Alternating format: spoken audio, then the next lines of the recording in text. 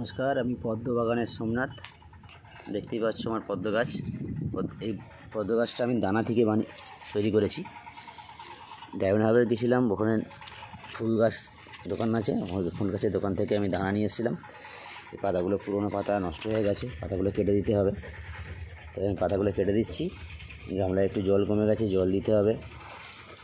আর অল্প করে সবসময় গামলার মধ্যে পানা দিয়ে রাখবে, জলটা ঠান্ডা থাকে, ছাওয়া থাকে, ডালটা গামলাগুলো ছাওয়া থাকবে। আর এই একটা গাছ দেখতে পাচ্ছ, কুঁড়ি এসছে এখানে। পুরোনো পাতাগুলো গাছ থেকে কেটে দিতে হয়, তাই আমি কেটে দিচ্ছি।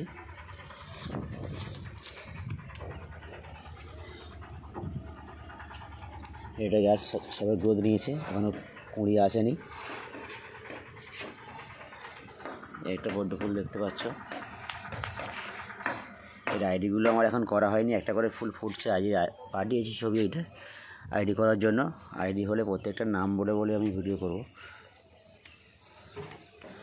এটা গাছ দেখো, পদ্ম গাছ, এর ফুল দিচ্ছে অলরেডি। ডাঁটাগুলো কাটা হয়নি, আমার মা ফুলগুলো তুলে নিয়ে গেছে ঠাকুর ফুলের জন্য। গামলায় সব জল কমে গেছে।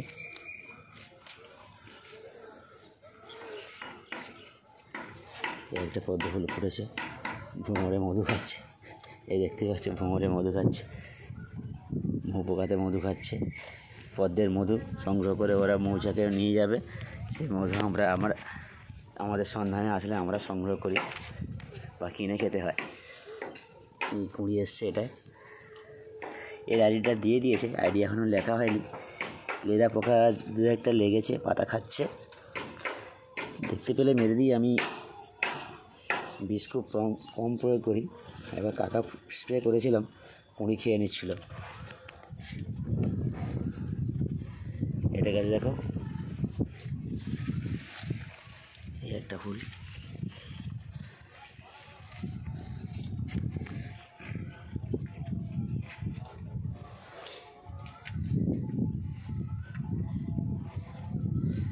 আজকের যে স্পেশালটা পদ্ম, সেটা হচ্ছে আমাদের পদ্মা শ্রাবণ। দেখো রাজা ফুটে আছে, কতটা হাইট নিয়েছে গাছটা। পাতাগুলো দেখো বন্ধুরা, কতটা চওড়া চওড়া পাতা হয়েছে। ফোনের মধ্যে নেওয়া যাচ্ছে না, অনেকটা চওড়া চওড়া পাতা হয়েছে। আমি এর আগেবারে সাগরিকা সুইট 20-20-20 NPK 20-20-20 আর অল্প একটু ভার্মি কম্পোস্ট নিয়ে কাদার সঙ্গে ডেলা করে মাঝখানে দিয়ে দিয়েছিলাম খাবার হিসাবে। পদ্ম ফুল গাছেও বিশেষ কোনো পরিচর্যা লাগে না, অল্প একটু লক্ষ্য দিলেই হয়ে যায় জলটা ঠিক আছে কি না। আর গাছের পাতা কটা শুকিয়ে যাচ্ছে, সেগুলো কেটে দিতে হবে। এই হচ্ছে অল্প পরিচর্যা।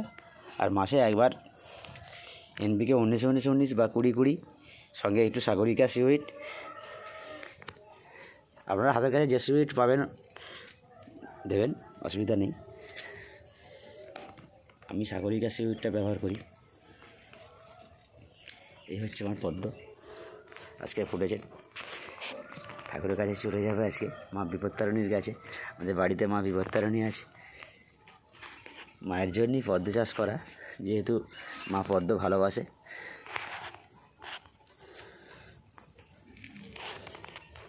আমার বিশেষ শখের গাছ এগুলো।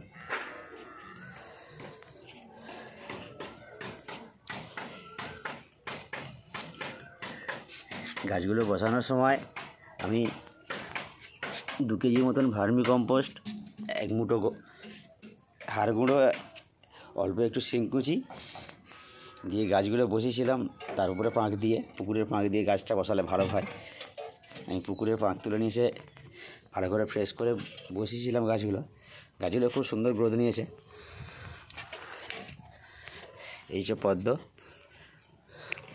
আমাদের ফুল তোলার জন্য মা এসে গেছে, এবারে অলরেডি ফুলগুলো সব তুলে নেবে।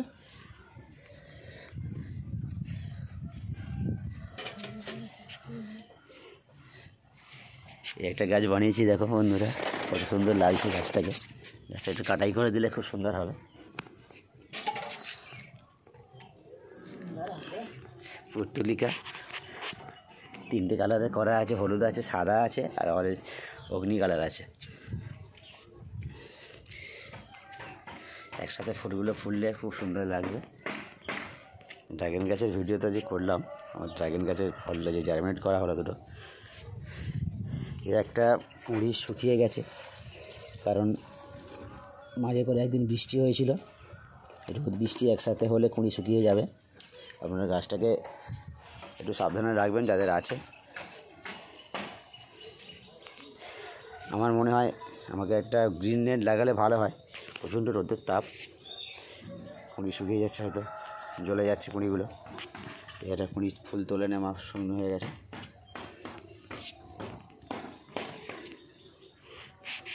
আজকের ভিডিও এই পর্যন্তই।